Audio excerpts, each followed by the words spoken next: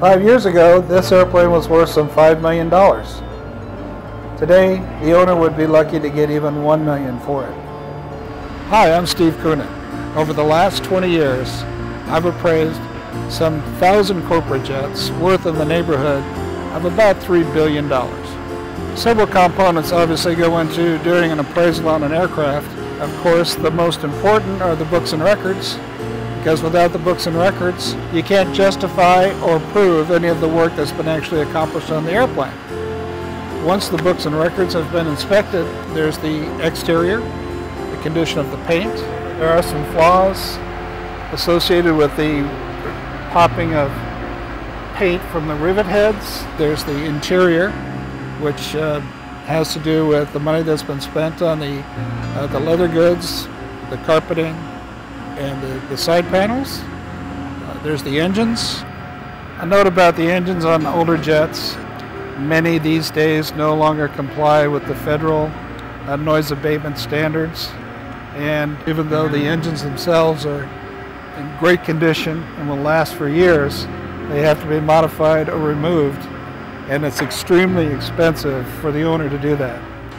And then there's the avionics, and those are the main points and parts that an appraiser looks at when he does an inspection on an airplane.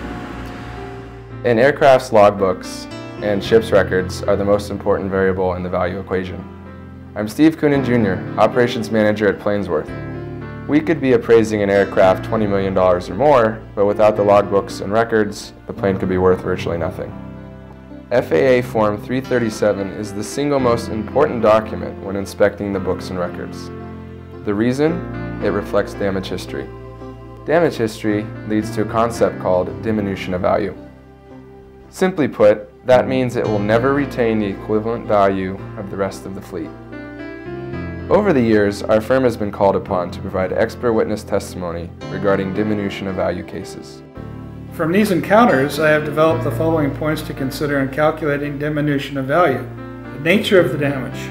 Most damaged parts on an aircraft can be replaced, but pressure vessels and basic airframes must be repaired. Secondly is the extent of the damage. Is the portion of the repaired part or portion of the aircraft so large that the value of the aircraft overall may be greater as scrap? Third, how long has it been since the damage has occurred? As aircraft sometimes sit in the repair shop for months waiting for parts, repair drawings, or other expertise to initiate the work, the value could be diminished significantly. Fourth, time in operation since repair. Damage is mitigated over time. The rationale is that if the damage occurred several years ago and was repaired without ongoing incident, so much the better.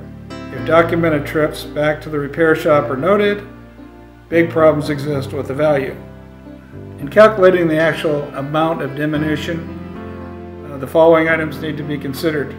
First, they are the accumulation of fixed costs, things such as loan payments, insurance, hangar rent, pilot expenses, and other fixed costs continue regardless of the aircraft status.